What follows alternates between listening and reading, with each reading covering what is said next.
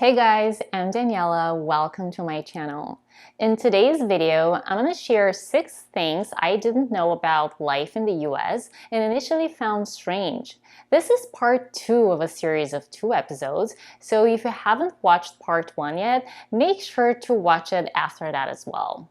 As I already mentioned in part 1, I was born and raised in Bulgaria and came to the US in my mid-20s with almost no English.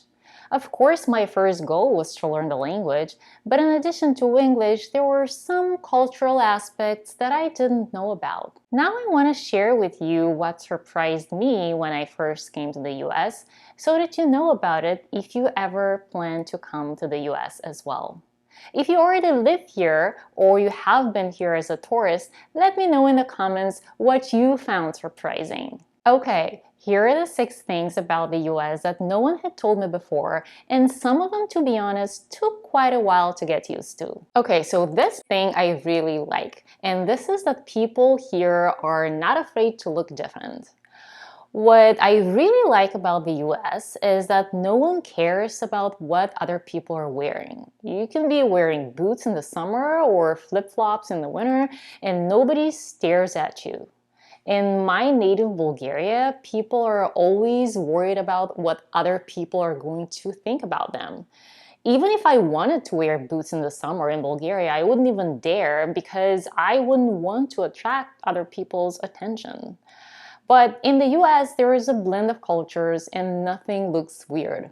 You can have piercing, shave your hair, or dye it purple. You can wear a tank top on a cold, rainy day. You can wear a fur coat in the middle of July. You can put your gloves on your feet if you want, and nobody cares.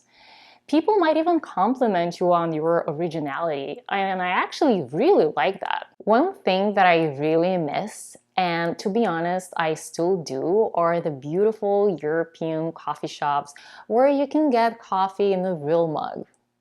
I still remember my first morning here in the States when my husband and I went out for coffee, and the barista asked me small, medium, or large. I was so confused because in Europe, no one had asked me such a question. I chose the small one, even though I didn't know what this was. And I got the small one, but I got something that back then looked like a whole bucket to me. But it did. It turned out to be the small size. I thought if I would drink that amount of coffee, I would end up in the hospital with a heart attack. But once I tasted it, I realized that this dark liquid that Americans called coffee was a far cry from the strong European coffee that I was used to.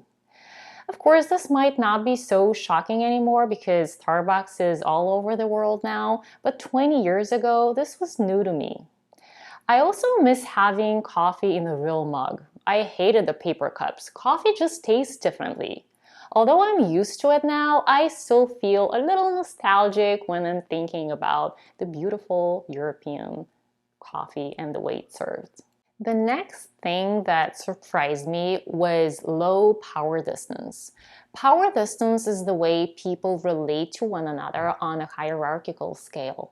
In societies that value democracy and equality, it's not obvious who has more power. Many people who are not used to it actually cringe at the thought of calling their boss or teacher by their first name, but in the US, this is normal. People are also not afraid to express their opinion in front of authority. Although in some countries this might be seen as disrespectful, in the US, this is actually normal. If you're new to the US, pay attention to how people introduce themselves. If they tell you their first name, call them by their first name. You don't have to constantly call your teacher teacher or ma'am or sir. In the US, it's a sign of respect to call people the way they want to be called.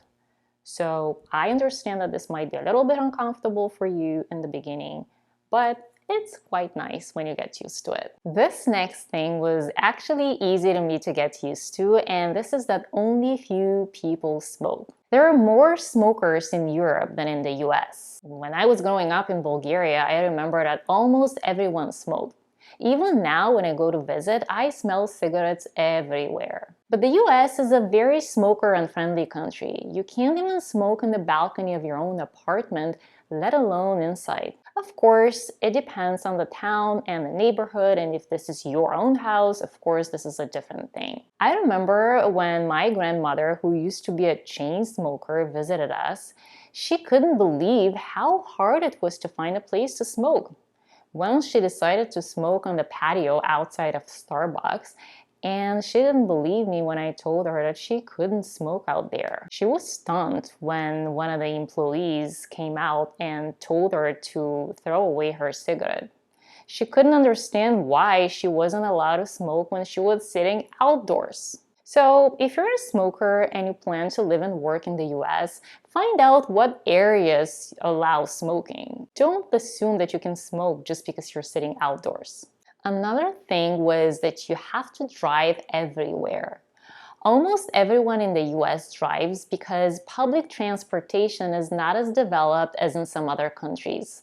There are buses and trains, but American cities are so spread out that it would take you twice as long to go from one place to another if you have to switch buses.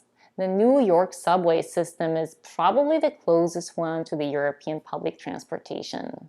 So I remember when I lived in Bulgaria, I took the bus or just walked everywhere. It was easy to go from one place to another. But here, when I go somewhere, I have to calculate not only the time of driving, but also how long it would take me to park.